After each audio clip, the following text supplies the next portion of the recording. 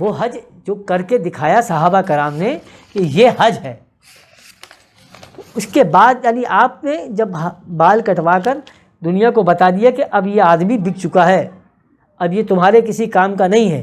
جس طریقے سے جب وہ کشتی لے کے چل رہے ہیں نا موسیٰ علیہ السلام اور خضر علیہ السلام، تو کیا ہوا کہ انہوں نے کشتی کے اندر کیا کر دیا؟ سوراخ کر دیا. کیوں سوراخ کر دیا؟ تو بعد میں بتایا اس لیے تاکہ وہ بادشاہ کے کام کی نہ رہے، بادشاہ اس میں ہاتھ نہ ڈالے. حضرت قبلہ عالم نے اپنے مریدوں کو جب لمبے لمبے بال چھڑوا دیے نا ہمارے پیر و مرشد نے، اور ان کو جبے پہنا دیے، سب کچھ کر دیے، تو آپ نے کیا فرمایا کہ میں نے خضر کی طرح تمہاری کشتی میں چھید کر دیا، اب کوئی دنیا دار تمہارے پہ ہاتھ نہیں ڈال سکتا.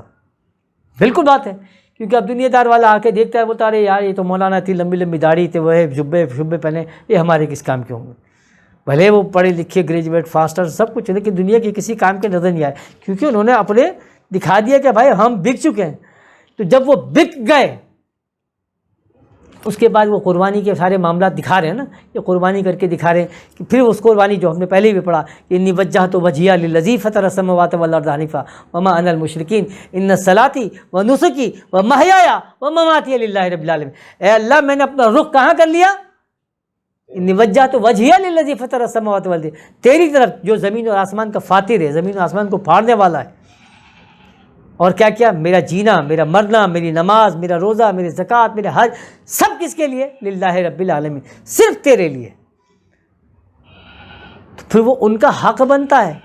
ان کے معاملات یعنی جو ہوئے تو انہوں نے کہا کہ ہم نے سب کچھ کس کے لیے کیا؟ اے اللہ تیرے لیے کیا. ہمارا جینا بھی کس کے لیے ہوگا؟ تیرے لیے. مرنا بھی کس کے لیے ہے؟ ایسی ہے نا اللہ تعالیٰ رضی اللہ تعالیٰ عنہم و رضوا عنہم، جو اللہ نے فرما دیا، اور آج ہم ان کے نام یعنی تبرک کے ساتھ، عظمت کے ساتھ لے رہے ہیں. آج ان کا کسی کو بال مل جائے تو وہ بال مبارک کہلائے گا، کسی کو نالین مل جائے گی تو نال مبارک. صحابہ کرام کی بات کر رہا ہوں، سرکار دو عالم صلی اللہ علیہ وسلم کی تو چھوڑ دیجئے نا.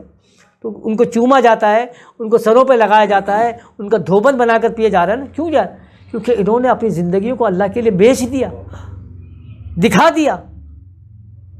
اسی لیے وہ حق رکھتے تھے کہ انا للہ و انا الیہ راجعون کا ہے، کہ یہ اللہ کے لیے ہے اور اللہ ہی کی طرف لوٹا گیا. ہم نے آج ہمارے بچے پیدا کیا، کس کے لیے پیدا کیے؟ اپنے لیے پیدا کیے نا، کہ بڑھاپے میں ہمارے کام آئیں گے.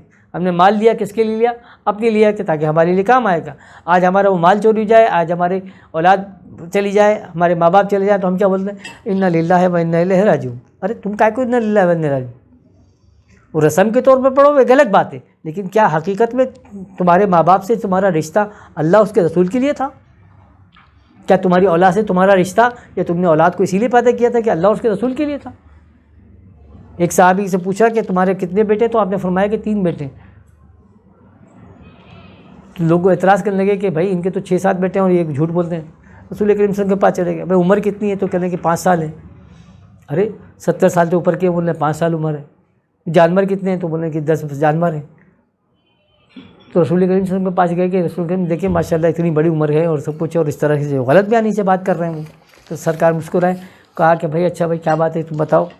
تو فرمایا کہ یا رسول اللہ زندگی تو میری بڑی ہے، 70 سال سے زیادہ کی عمر کے ہوگی، لیکن آپ کی خدمت میں، آپ کی غلامی میں جو بسر کی وہ 5 سال ہی ہے. تو پہلے کی جو زندگی تھی وہ تو بیکار ہی ہے نا، وہ سب ضائع ہو گئی میری.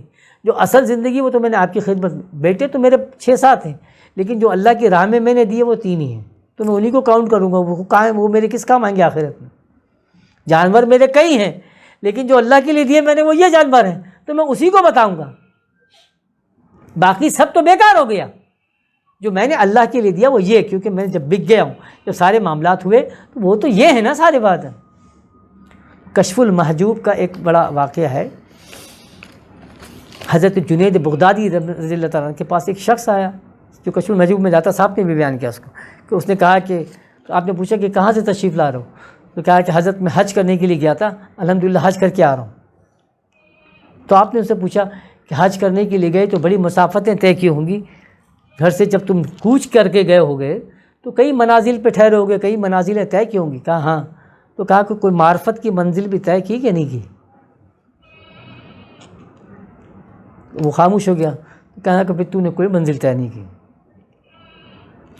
پھر آپ نے پوچھا کہ تو جب حرم شریف میں پہنچا تو نے طواف بھی کیا؟ ہاں طواف بھی کیا. تو نے 7 چکر لگائے، تو کیا مطلب تو نے نیت کر لی کہ میں بھی اسی طرح اپنے آپ کو وارتا ہوں؟ جیسا وہ نا اکبر بادشاہ کا بچہ جب بیمار ہو گیا تو اس نے کیا کیا تھا، اس کو پھیرے لگائے تھے نا ساتھ اپنے آپ کو. لوگ جب صدقہ کرتے ہیں تو کیا کرتے ہیں، اس طرح سے مارتے ہیں. تو بیسیکلی جب ہم گھر پہ گھوم رہے ہیں تو مطلب اپنے آپ کو اس کے اوپر سے ہم نے صدقہ کر کے پھینک دیا، تو مطلب ہم نے اللہ کے دین کے لیے اپنے آپ کو صدقہ ہی کر دیا نا. تو کیا تو نے کیا یہ سوچ کر؟ نہیں، تو نے تو طواف بھی نہیں کیا. کہنے کہ جب تو صحیح کی تو صفا پہ گیا. صفا وہ ایک مقام پہاڑ کا نہیں ہے صرف. صفا کیوں کہا؟ کیونکہ ان اللہ اصطفیٰ من المؤمنین والانفسهم، اللہ تعالیٰ مومنوں میں سے چنتا ہے. تو صفا وہ ہے جہاں جو انسان کے اندر صفائی پیدا کرتا ہے، اس مقام کو کیا کہا جاتا ہے؟ صفا. تو صفا صرف ایک پہاڑ تو نہیں ہے نا. تو آپ جب صفا پہ چڑھے تو اپنے اندر کے نفس کی صفائی کی کہ نہیں کی؟ نہیں، تو پھر تو صفا پہ بھی نہیں چڑھا. تو مروہ پہ آیا تو مروہ جو ہے وہ مردانگی کے لیے ہے. تو تیرے اندر کچھ طاقت پیدا ہوئی، تو نے اپنے اندر محسوس کیا کہ میں اب جو ہے کھڑا ہو جاؤں گا؟ نہیں کیا. تو نے مروہ پہ بھی نہیں گیا. تو عرفات میں گیا، تجھے اللہ کا عرفان حاصل ہوا، تو نے رمی کی، تو نے اپنے اندر کے شیطان کو ختم، تو نے کچھ ہی نہیں کیا. جا تو نے کوئی حج نہیں کی.